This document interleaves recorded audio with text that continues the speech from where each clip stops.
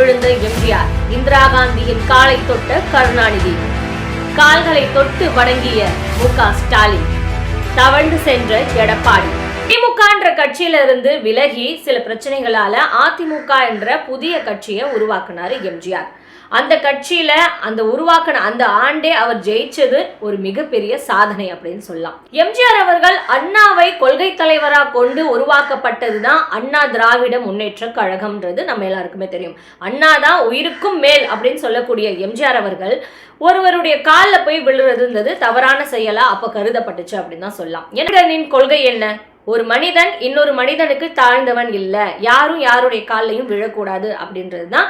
ஆனா அண்ணாவுடைய கொள்கைகளை பின்பற்றக்கூடிய எம்ஜிஆர் அவர்கள் ஒரு மேடையில பொதுவெளியில ஒரு நிகழ்ச்சி அப்போ எல்லாரும் முன்னாடியும் எம்.கே. ராதா அவர்களுடைய காலில் விழுந்து வணங்கி இருக்காரு எம்ஜிஆர் அவர்கள். எம்.கே. ராதா என்பவர் எம்ஜிஆருடைய வழிகாட்டி அப்படின்னு சொல்லலாம். எம்ஜிஆர் சினிமாவுக்கு வர்றதுக்கு முயற்சி செஞ்சுட்டு இருந்த அந்த காலகட்டத்துல எம்ஜிஆருடைய முதல் படமான சதிலீலாவதி படத்துல கதாநாயகனா நடித்தவர் எம்.கே. ராதா அவர்கள்.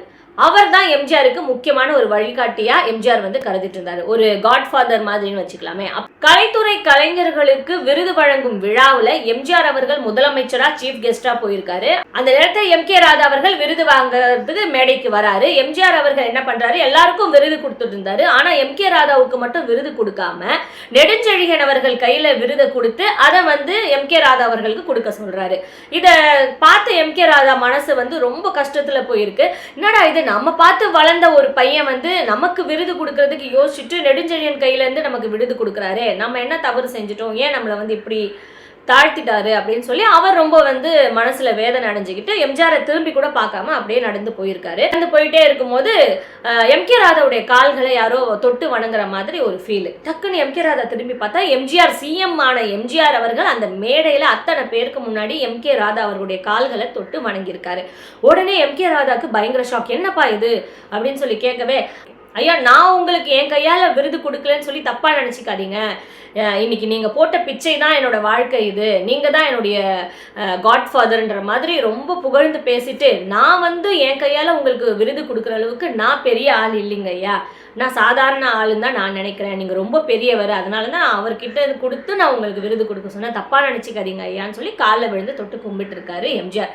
இது ரொம்ப சிறப்பான ஒரு விஷயம். என்னதான் திராவிடத்துடைய கொள்கை ஒரு மனிதன் இன்னொரு மனிதனை வணங்கக்கூடாது அப்படின்னு இருந்தாலும் தன்னை வளர்த்து விட்டவர்ன்ற ஒரு மரியாதைக்காக எம்ஜிஆர் அவர்கள் அவர் காலில் தொட்டு வணங்கினது ரொம்ப சிறப்பான விஷயம், ஒரு பாராட்டக்கூடிய விஷயமா தான் நான் பார்க்குறேன்.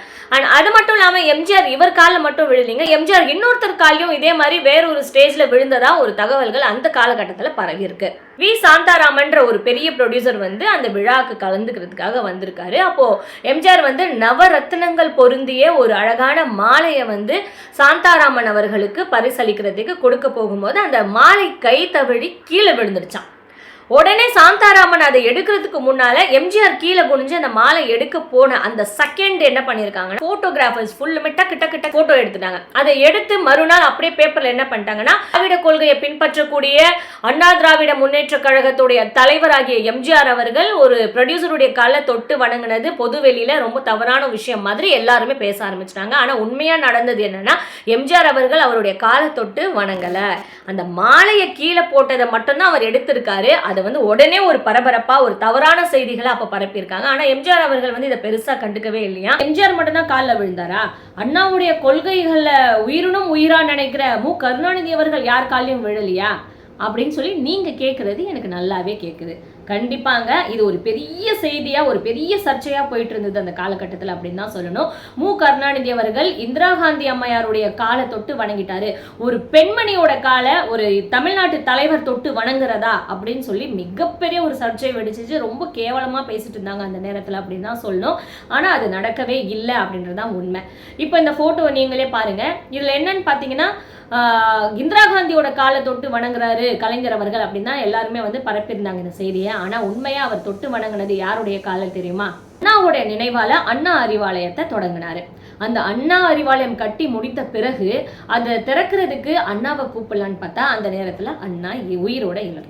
அண்ணா அறிவாலயம் கட்டி முடித்த பிறகு அண்ணா உயிரோட இல்லாத ஒரு காரணத்தினால அண்ணாக்கு நிகரா இருக்கிற அண்ணாவின் மனைவி ராணி அம்மையார் அவர்களை அந்த விழாவுக்கு தலைமை தாங்க கூப்பிட்டிருக்காரு. இப்போ ராணி அம்மையார் அவர்களுக்கு பூமாலை அணிவித்த கலைஞர் அவர்கள் ராணி அம்மையார அண்ணாவுக்கு நிகரா பாக்குறதுனால அவங்களுடைய கால்களை தொட்டு வணங்கியிருக்காரு கலைஞர் அவர்கள். இதுல எந்த தவறும் இல்லை அப்படின்னு தான் எனக்கு தோணுது. ஆனா அந்த காலகட்டத்துல அது வந்து அந்த புகைப்படத்தை இந்திரா காந்தியோட காலில் தான் விழுந்தாரு கலைஞர் அவர்கள் அப்படின்னு சொல்லி ஒரு பெரிய சர்ச்சையை கிளப்பியிருந்தாங்க. ஆனா அவர் விழுந்தது என்னவோ அண்ணாவின் மனைவி ராணி அம்மையாருடைய காலில் தான் விழுந்து ஆசீர்வாதம் வாங்கியிருக்காரு.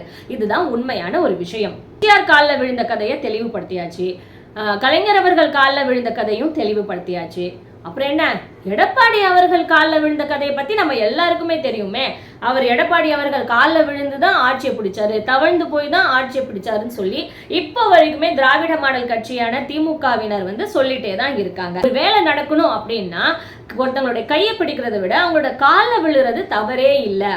ஏன் இவ்வளோ பேசுறீங்களே, மு.க.ஸ்டாலின் அவர்கள் காலில் விழுந்திருக்காரு. யாருடைய காலில் விழுந்திருக்காரு தெரியுமா? புட்டபர்த்தி சாய்பாபான்றவர் பத்தி உங்க எல்லாருக்குமே தெரியும். அவர் ஒரு விழாவுக்கு கலந்துக்கிறதுக்காக சென்னைக்கு வந்திருக்காரு. அப்போ வந்து பாத்தீங்கன்னா எல்லாருமே இந்த வீடியோ பாருங்க. அப்போ எல்லாருமே வந்து புட்டபர்த்தி சாய்பாபாவுடைய காலில் விழுந்து ஆசீர்வாதம் வாங்கிட்டு இருக்காங்க. கொஞ்சம் சங்கடத்தோட தான் அங்க மு.க.ஸ்டாலின் அவர்கள் நின்றுட்டு இருக்காரு. நம்ம பார்க்கும்போது நமக்கே நல்லா தெரியும், காலில் விழலாமா வேணாமா விழலாமா வேணாமான்னு சொல்லி ரொம்ப யோசிக்கிறாரு. யோசிச்சு அவர் என்ன பண்ணியிருக்காரு, இப்போ வேற வழியே இல்லாம அவர் கையை பிடிச்சு அவர் வந்து மரியாதை செலுத்திருக்காரு. இப்போ எல்லாரும் விழுந்ததுனால நாம விழலைன்னா அது தவறா பேசப்படுமோ அப்படின்ற ஒரு பயத்துல சும்மா அவர் காலை தொட்டு கண்ணில் ஒத்திக்கிட்டு போயிருக்காரு. இதுதான் உண்மை. உடனே வந்து திராவிட கொள்கைகள்ல முக்கியமான ஒருத்தர் மு கருணாநிதி அவருடைய மகனாகிய மு.க.ஸ்டாலின் அவர்கள் புட்டபர்த்தி சாய்பாபாவுடைய காலில் விழுந்து வணங்கிட்டாரு. திராவிட கொள்கைகளே ரொம்ப தவறான ஒரு விஷயம், தவறான ஒரு செயல் அப்படின்னு சொல்லி நிறைய பேர் வந்து சர்ச்சையை கிளப்பினாங்க, நிறைய பேர் பேசிட்டு இருந்தாங்க. இவர் வந்து வேற வழியே இல்லாம தான் விழுந்தாருன்றது அந்த வீடியோ பார்க்கும்போது நமக்கு நல்லா தெளிவா தெரியுது. இது வந்து ஒரு சாதாரண மரியாதை நிமித்தமாக செய்யப்பட்ட ஒரு செயலாக தான் தெரியுது தவிர வாண்டடா போயிட்டு அவர் காலை தொட்டு வணங்கணும் எல்லாரும் மாதிரி ரொம்ப குனிஞ்சி அப்படிலாம் அவர் தோணல. சும்மா லைட்டாக இப்படி பண்ணிட்டு அப்படியே போயிட்டார் அவரு. அது வந்து ஒரு சாதாரண ஒரு செயலாக தான் தெரியுது. பார்க்குறவங்களுக்கே தெரிஞ்சிருக்கும்னு நினைக்கிறேன். எல்லார் பற்றியும் சொல்லியாச்சு. ஜெயலலிதா அம்மையாருடைய காலில் விழுந்த அமைச்சர்களை பற்றி நீ சொல்லவே இல்லையே அப்படின்னு நீங்கள் கேட்கலாம். அது ஒரு அமைச்சரா 2 அமைச்சரா நான் சொல்றதுக்கு? அதை பத்தி நம்ம நிறைய செய்திகள் பார்த்துருக்கோம். தவழ்ந்து போன அமைச்சர்கள் இருக்காங்க, காலை பிடிச்ச அமைச்சர்கள் இருக்காங்க, டயர்ல விழுந்த அமைச்சர்கள் இருக்காங்க, வண்டி ஒரு 2 கிலோமீட்டர் அந்த பக்கம் வருதுன்னா இங்கேயே விழுந்த அமைச்சர்களும் இருக்காங்க. இந்த மாதிரி ஜெயலலிதா அம்மையாருடைய காலில் விழுந்த அமைச்சர்கள் பத்தி சொல்லணும்னா ஒரு பெரிய வீடியோவே பண்ணுங்க. அந்த வீடியோ பத்தி உங்களுக்கு தெரிஞ்சுக்கணும், எந்தெந்த அமைச்சர்லாம் காலில் விழுந்தாங்க அப்படின்னு தெரிஞ்சுக்கணும் நீங்க நினைச்சீங்கன்னா எனக்கு கமெண்ட் பண்ணுங்க. கண்டிப்பா அந்த வீடியோவும் நான் உங்களுக்காக போடுறேன். ஆனா இந்த வீடியோல நீங்க அறிந்திராத பார்த்திராத நிறைய தகவல்களுடைய உண்மைகள் நான் உங்களுக்கு விளக்கி சொல்லியிருக்கேன். சில பொய்யான தகவல்களுடைய உண்மை மறுபக்கத்தை தான் நம்ம இந்த வீடியோல பார்த்திருக்கோம். இந்த வீடியோ உங்க எல்லாருக்குமே பிடிச்சிருந்தா மறக்காம பொலிட்டிக்கல் ஃபோக்கஸ் சேனலை சப்ஸ்கிரைப் பண்ணிடுங்க. மீண்டும் இந்த மாதிரி நிறைய தகவல்களோட இன்ட்ரெஸ்டிங்கான விஷயங்களோட உங்களை சந்திக்கிறேன். அது வரைக்கும் நன்றி, வணக்கம்.